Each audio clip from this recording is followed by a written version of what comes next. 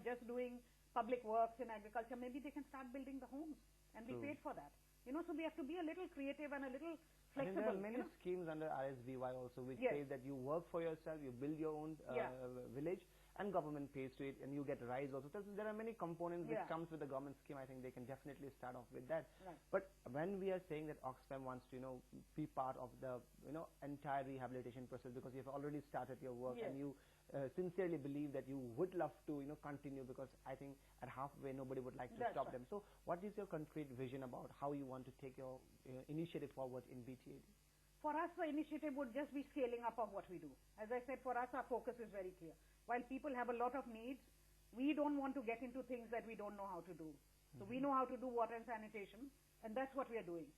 And people are very pleased with that. Actually, I think one of the things is that not very many people have come forth to help. So, the fact that OXFAM is there, the fact that we are witnessing what is happening, the fact that we are working with people, treating them with dignity, I mean, that seems to mean a lot to people. And I think we need many more, all hands, not just OXFAM, but all the other humanitarian organizations, government, NGOs, corporate world, everyone to come in and help. Because it's quite a large-scale problem. I mean, today there are still 2 lakh people living in these tents. So winter is coming. You want to get them back home into something more permanent than what they're living. I think something that we saw which really moved us very terribly was that in some camps, people were still staying in the school.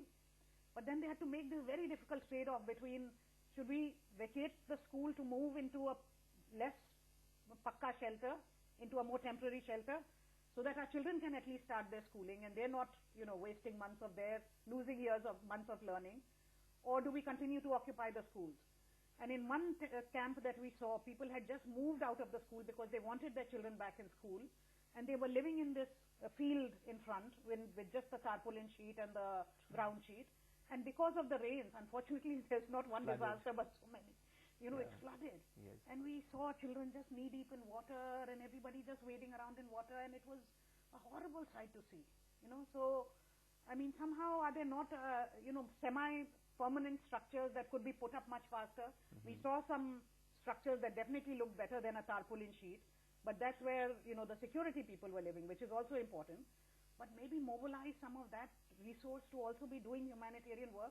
I've lived in countries where very quickly the government just mobilizes, security and everything else quickly. I think the problem for setting up the houses or permanent structure, or maybe the kacha or whatever houses they can build for them, I think they are taking time is because of identification of the originality, the nationality of the people. So I think that is delaying the process. I think immediately what government could, think at this moment is like, we have to come with a solution. Let's rehabilitate them first.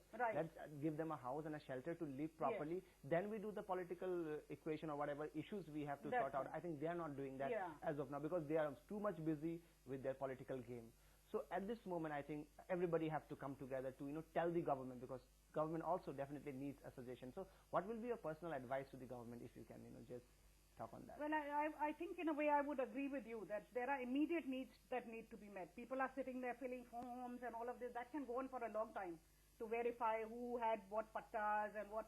But the humanitarian needs are very urgent. People to be living in knee-deep water. I think we need to build these semi-permanent structures fairly quickly, get people out of waterlogged fields. And if there is anything that can be done in terms of existing government schemes, ICDS, PDS, NREGA, all of these to get goods and services and income flowing into the hands of these people, to entice them to move back to the villages, and 3 lakh people have moved back, so even the others can move. And it's actually the fact that papers are being verified and they're not sure what they will get, and if they leave the camp, maybe they will lose entitlement to some government scheme that is holding some people back. For some others, it's a more genuine issue. So, for example, some people whose homes were burnt,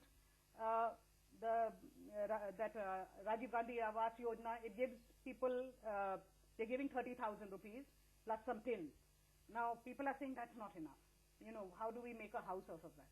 If you could top it up, add that scheme, add some other schemes together, so that there is enough money to build something into which people can move, that is winter-proof, that will keep them secure, and then we can sort out all these other issues, which will take time, of course.